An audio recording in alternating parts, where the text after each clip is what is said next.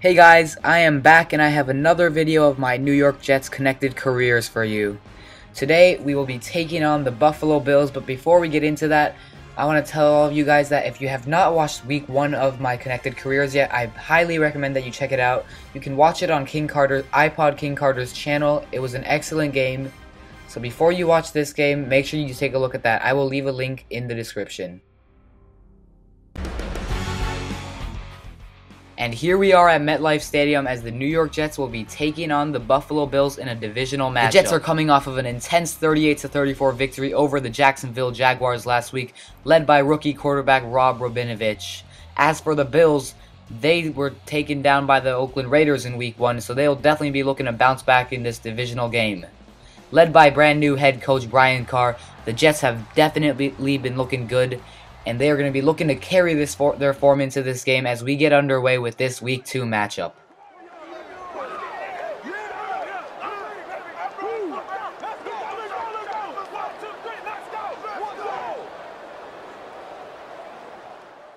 So here we go as Matt McBriar is going to kick it off to get the game started. Ted Ginn takes it for the Bills, and he's going to take that one up to about the 27-yard line until he is taken down. So here we have Ryan Fitzpatrick leading the Buffalo Bills offense onto the field. On the first play of the game, that's going to be a handoff to Fred Jackson, who takes it around the outside, and he is taken down after a 9-yard gain to get the game rolling. As we take a look at this Bills offense, something that stands out to us is the acquisition of Ted Ginn over the offseason. He is definitely a difference maker, and he has the speed to split the defense and open up the game.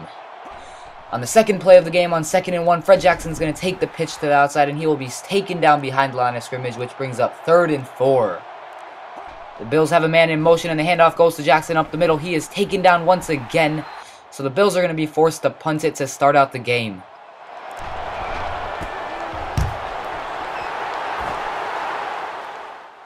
Joe McKnight is underneath the ball, and as he catches it, he's going to take it around to the outside behind his blockers, and he picks up a nice gain of about 15 yards to put this Jets offense in good field position. As rookie quarterback Rob Rabinovich comes out onto the field, you see that he was absolutely phenomenal last week as he threw for 407 yards with 5 touchdowns and no interceptions. The Jets fans are ecstatic as Rabinovich makes his way onto the field after that amazing comeback he led last week.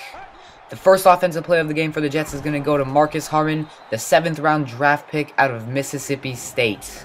As we take a look at this Jets offense, you can see that it is a very young offense, led by a rookie quarterback, and they've had some serious injury problems at halfback, which has forced them to put in a 7th round draft pick rookie, and that's going to be an interception.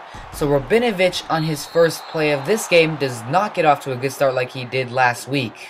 The Bills are going to take that one inside the Jets 30, and on 2nd and 5 here, Fitzpatrick takes the snap, and that's going to be a handoff to Fred Jackson. He takes it up the middle to convert. That's going to be a first down. We go ahead a few plays to 3rd and 9 right here. Fitzpatrick drops back, and that's another pass to Fred Jackson. Jackson has just been all over the field today. So on 2nd and goal here, they have a man in motion. That's going to be Fitzpatrick dropping back, and he finds the tight end Larson, who gets into the end zone for a touchdown. The Bills go up 7-0 here in the first quarter. The Jets offense makes its way back onto the field here after that turnover, and they're going to be looking to fire back here and get back onto the board. On 1st and 10, that's a handoff to Harmon. He's taken down after a 2-yard gain.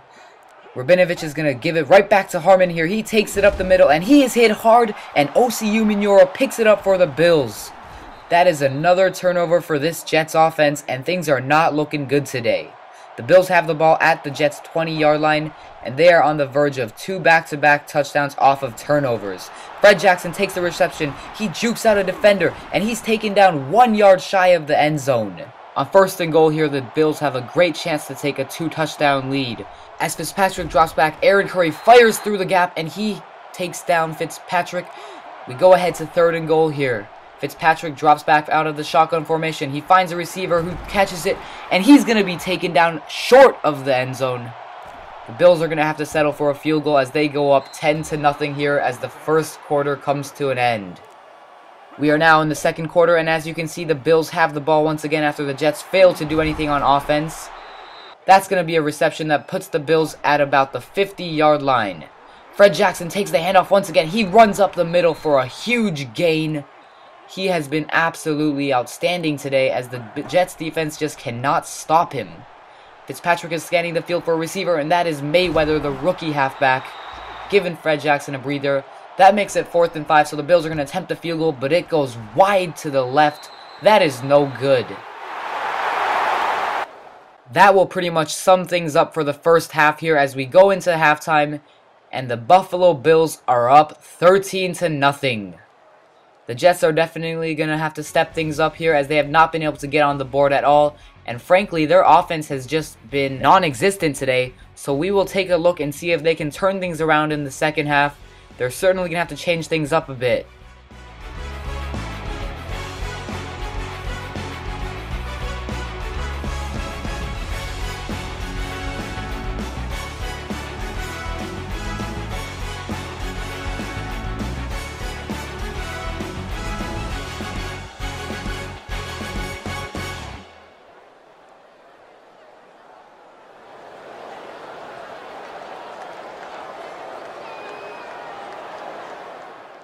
We are back here and we are about to get underway with the action, and here you can see the halftime stats, and you see that the Jets offense has really been struggling with 9 passing yards and 8 rushing yards. As the Jets offense makes their way onto the field, they're going to be starting the third quarter with the ball.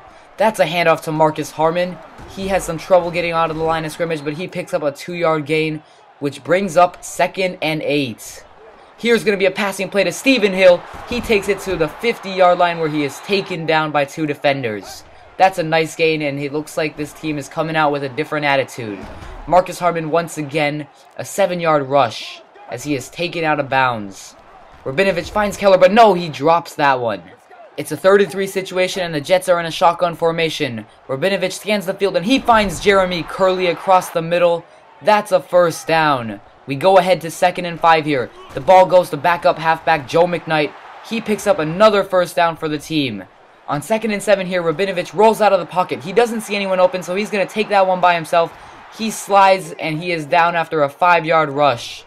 3rd and 2, it goes right back to McKnight up the middle. He picks up another first down as we give Marcus Harmon a bit of a breather. Rabinovich finds McKnight on a pass play out of the backfield, and he's taken down hard. It looks like he was shaken up on the play. He's eventually going to be carted off the field, and we will give you an update on his status as soon as we can. On 3rd and 2, Rabinovich finds Stephen Hill. That's a touchdown to get the Jets offense onto the board at last. Stephen Hill has really been coming up big this season, as that is his 3rd of the year already. As the third quarter is near an end, the Bills have it at 3rd and 1 here.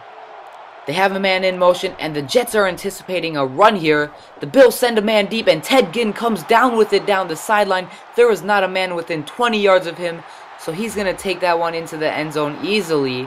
The Bills go back up by 2 possessions, and they're going to be going for 2 on this one. They hand it off to Fred Jackson once again, and Mylan Green dives at his legs and takes him down.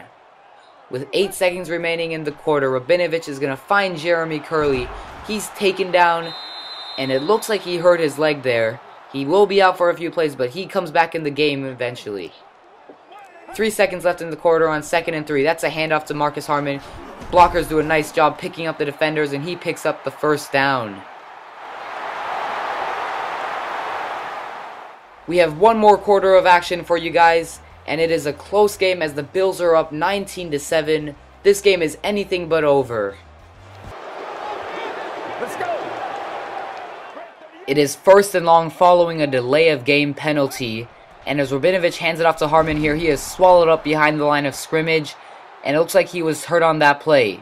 The Jets are going to have to go with their 4th string halfback, Lex Hilliard, after injuries to their top 3 running backs already in this early season. Holmes is hit on the route, and that makes it 3rd and 4, makes it easier to convert here, and Rabinovich drops way back in the pocket. He finds Holmes once again, and that's a huge play. Holmes is taken down at the Bills' 29-yard line after a 45-yard play. We go ahead of a play to 2nd and 6, and Stephen Hill hauls it in. That makes it 3rd and 1. A big conversion is needed here. Rabinovich finds the tight end Keller, and that's going to be a first down. On 1st and 10 here, Harmon is back in the game. A nice block by Keller, and that's a 5-yard rush by the rookie running back. That's going to be a play action, and Rabinovich goes deep. That's Stephen Hill, and he comes down with it. That is a marvelous catch. That's going to make it a 19-14 game as the Jets are down by 5. As we take a look at the replay here, you really see Hill got some great separation there, and he just hauled in amazing catch right there. He got his 2 feet in bounds somehow, and that was his second touchdown of the game.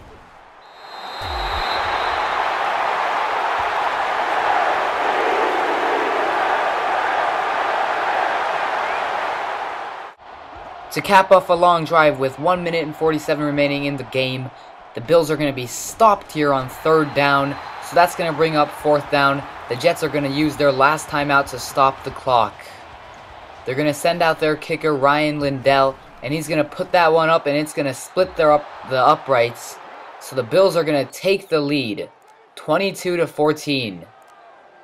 Rob Rabinovich has a chance to lead the team back to a victory here, and it will be his second comeback victory in the 4th quarter in his second career game. Can you imagine that? On 1st and 15 after the delay of game penalty, Stephen Hill's going to be hit. He fumbles the ball. The Buffalo Bills defense recovers it, and that is going to seal the victory for them. The Jets have no more timeouts to stop the clock, and that's going to be all she wrote. That's a knee by Ryan Fitzpatrick, and he's just going to take one last knee. That's going to bring the game to an end and wrap things up for us today. The Buffalo Bills come out with a huge 22-14 victory, and the decisive moment of the game was when Stephen Hill fumbled the ball. The Jets dropped to 1-1 as the Bills improved their record to 1-1. A very disappointing game for the Jets, as I'm sure they feel they could have won that one. But at the end of the day, it's a 22-14 victory for the Bills.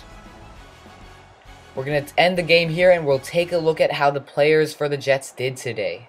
Rabinovich was not bad as he had a 102.2 rating, 13 completions, 19 attempts, 137 passing yards with 2 touchdowns and 1 interception. The interception came in the 1st quarter, and I gotta say, he was absolutely fantastic in the 2nd half. Harmon struggled once again as he only averaged 2 yards per carry for a total of 31 yards. Joe McKnight got hurt, and he's going to be out for a couple of games. Stephen Hill was once again the best receiver for us, but he did have that fumble which cost us the game. It's very disappointing, and as you can see here, the other receivers didn't really do much. On defense, Calvin Pace led the team with 9 tackles.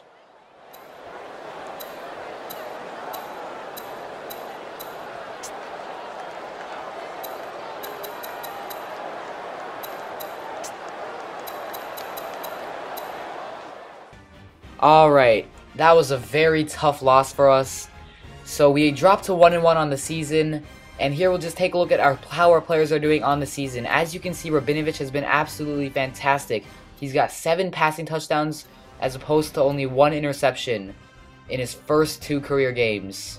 Harmon has definitely been struggling, and if he doesn't step it up soon, he might not be the starter. He's only got 1.7 yards per carry, and as you can see, McKnight has been doing well, but he did get injured, so that's tough. We're going to take a look at the receiving stats here, and Stephen Hill and Santonio Holmes have both been equally good this season. They've both got 3 receiving touchdowns for us, and Holmes leads the team in receiving yards with 257. He had 3 touchdowns in week 1, which is absolutely huge. And here we see our injury report. McKnight's going to be out for 8 weeks, which is longer than we anticipated at first. He's got a broken collarbone, and our original starting halfback, Bilal Powell, is going to be out for 3 more weeks with a dislocated ankle. He's been out for the whole season. So with only 1 active halfback on the depth chart currently, we're going to have to sign someone, and that's going to be DeJuan Harris. He's a small guy, he's 5'7", but he's fast, and he's quick, so he's got the potential to make big plays in open field. So I think we're going to give him a 1-year contract and see if he can get things done. And we don't really have great running backs, so he could, if he plays well, he could be a starter. So he's not going to be a backup, you know, he's going to get a chance to show what he can do. So we signed him to a 1-year, $600K contract. That's going to wrap it up for this episode. I hope you all enjoyed. I'm really having a lot of fun with this series, so stay tuned for week 3. Thanks for watching, guys.